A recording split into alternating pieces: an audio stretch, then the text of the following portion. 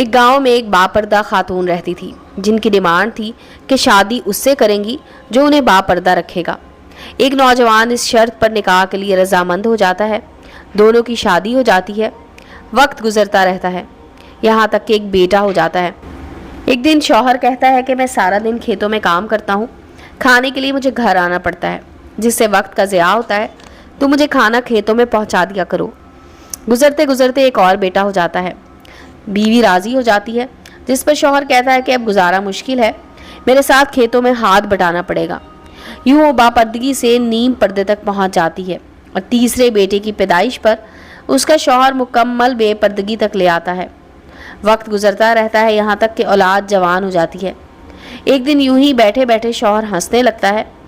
بیوی سبب پوچھتی ہے تو وہ کہتا ہے کہ بڑا تو پردہ پردہ کرتی تھی، آخر کار تیرا پردہ ختم ہو گیا، کیا فرق پڑا؟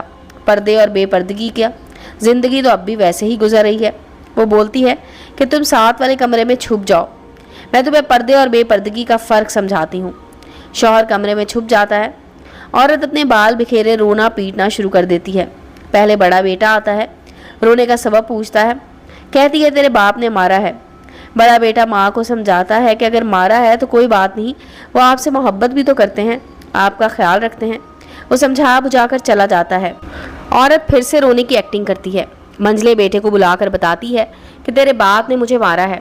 منجلا بیٹے کو غصہ آتا ہے اور وہ باپ کو برا بھلا کہتے ہوئے ماں کو سمجھا بجھا کر چپ کروا کر چلا جاتا ہے۔ آخر کار عورت یہی ڈرامہ چھوٹے بیٹے کے سامنے کرتی ہے۔ چھوٹا بیٹا تو غصے سے آگ بگولا ہو جاتا ہے اور زور زور سے گالیاں بکتے ہوئے ڈنڈا اٹھاتا ہے اور کہتا ہے کہ ابھی باپ کی خبر لیتا ہوں۔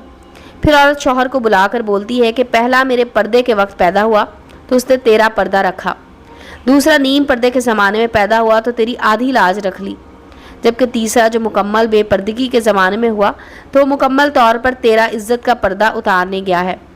پردہ عورت کا فطری تقاضا ہے، خالق کی طرف سے قاعدہ بھی ہے۔ امید ہے دوستو سٹوری اچھی لگی ہوگی، چینل کو لائک اور سبسکرائب کریں اور بیل آئیکن کا بٹن دبانا مت بھولیں تاکہ ہر نئے آنے والی سٹوری کا نوٹیفیکیشن آپ کو مل سکے۔